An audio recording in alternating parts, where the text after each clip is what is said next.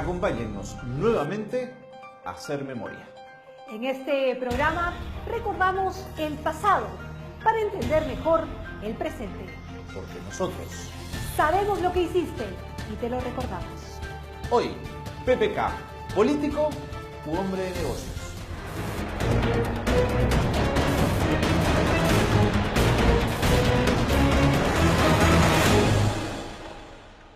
En octubre del 68, Juan Velasco Alvarado derrocó a Fernando Belaúnde Terry. Seguramente se han movido ambiciones para detener el régimen constitucional que presido.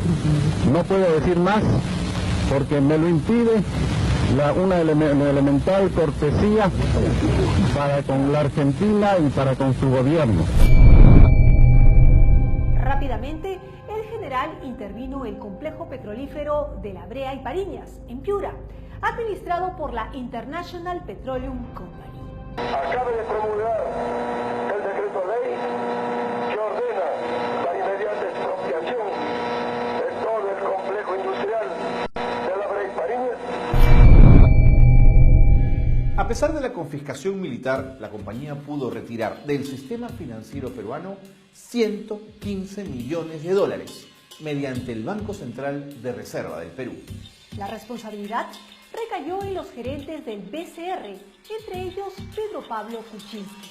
Aún consta en la relación oficial de funcionarios publicada en la memoria de 1968. El gobierno militar no se lo perdonó. PPK escapó del Perú y la historia cuenta que lo hizo en la maletera de un Volkswagen por Ecuador para luego llegar a Miami. ¿Salieron huyendo por la frontera con el Ecuador? ¿Eso es cierto? Carlos y yo sí. Webb se quedó y pasó las de Caín un buen tiempo. Sandro Mariate, que era el ministro de Hacienda, hoy Economía, estuvo preso. ¿Pero qué les inventaron? ¿Por qué los Nos querían? inventaron de venderle dólares a la IPC. Sin embargo, antes del golpe militar, ya se había producido el escándalo de la famosa Página 11. Esta no era otra cosa que la página del contrato donde la International Petroleum Company se comprometía a pagar determinado precio por barril de petróleo explotado en La Brea y Pariñas. Pero de pronto, la compañía no estaba de acuerdo con el precio que había suscrito. Y el gobierno no podía probar que la IPC había incumplido el contrato, pues la página 11 del acuerdo había desaparecido. Las indagaciones de la época lo señalaron a PPK como el responsable de haber facilitado tributos y exoneraciones indebidas a favor del Standard Oil, empresa ligada a la IPC. En este preciso momento, las fuerzas de nuestra primera región militar que tenemos en el norte está ingresando al campo de Talara para tomar posesión de todo el complejo industrial que incluye la refinería. Cabe preguntarse, ¿fue PPK el responsable de la desaparición de la página 11? En 1980, PPK regresó al Perú de la mano de Fernando Belaúnde. Esta vez, como ministro de Energía y Minas, creó la Ley 23231, más conocida como la Ley Kuczynski. Esta ley exoneró del pago de impuestos por más de 500 millones de dólares a las empresas petroleras extranjeras, entre las que figura la Occidental Petroleum, con 1.662 millones de remesas al exterior. Más tarde, en el 2001, PPK fue nombrado ministro de Economía y Finanzas en el gobierno de Alejandro Toledo. ¿Y saben qué? No renunció a su 25% de acciones en COSAPI, empresa que integra el consorcio LAB, administrador del aeropuerto Jorge Chávez.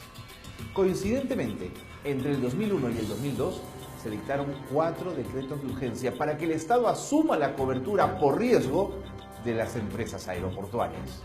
Otro caso sonado fue su participación en el proyecto Gas de Camisea. Como asesor de Han Oil, participó en el diseño de la empresa para solicitar el lote 56 y como ministro le entregó a Han Oil ese lote que tenía reservas probadas de gas para que lo dedique a la exportación. Lo que hace Kuczynski es participa justamente ya en el sector privado, y eso es lógico que lo puede hacer, pero participa en conseguir el financiamiento a Enersur, para conseguir el financiamiento a Cálida, para conseguir el financiamiento a todos los que están operando ahí. Eso es el gran operador en términos prácticos de Tenaris y en términos concretos de financiamiento. Pero hay un problema. ¿Le va a seguir haciendo para el mercado peruano? Hasta este momento. Entonces ahí es donde viene todo el problema. Kuczynski dice, regresa al Ministerio de Economía y Finanzas y luego sigue hasta la PCM, dice, ¿y cómo hacemos ahora para el gran negocio? ¿Cuál es el gran negocio? El gran negocio era cambiar las normas para permitir que se exporte el gas a México. El 2005, en su calidad de primer ministro del gobierno de Alejandro Toledo, promovió el cambio de la ley para que el gas del lote 88, reservado para el consumo interno, también se dedique a la exportación, favoreciendo ¿a quién? A la empresa Han Oil. El amarre es que había una obligación planteada en la ley de promoción de la industria del gas. Esto es, la ley obliga a que el gas se destine principalmente al mercado interno. Y en el decreto supremo de la reglamentación decían en un horizonte permanente de 20 años. ¿Qué hace Kuczynski? Estando él en el ministerio, todavía en el gobierno, saca una especie de consulta para cambiar el decreto, en la cual ya no es el horizonte permanente, sino es el horizonte a partir del contrato. Permanente quiere decir que siempre va a haber 20 años. A partir del contrato es que empieza el 2004 y vence el 2024. Entonces, Kuczynski saca esa consulta y luego, cuando él se retira, ya sale el decreto supremo modificando esa parte que firma Quijandría. Entonces, cuando regresa Kuczynski, se dan cuenta de que el decreto supremo tenía pies de barros, porque la ley seguía vigente. Entonces, van al Congreso a sacar una nueva ley, para que en esa nueva ley se anule, se modifique la ley que obligaba a los 20 años de siendo permanente. Son coincidencias los beneficios recibidos por las transnacionales en nuestro país, mientras PPK tuvo cargos en el gobierno. ¿Hay conflictos de intereses en tener vínculos con empresas extranjeras con las que más tarde el Estado peruano licitará? Señor Kuczynski, ¿tiene usted capacidad para defender los intereses del Estado frente a los intereses económicos de las transnacionales en nuestro país?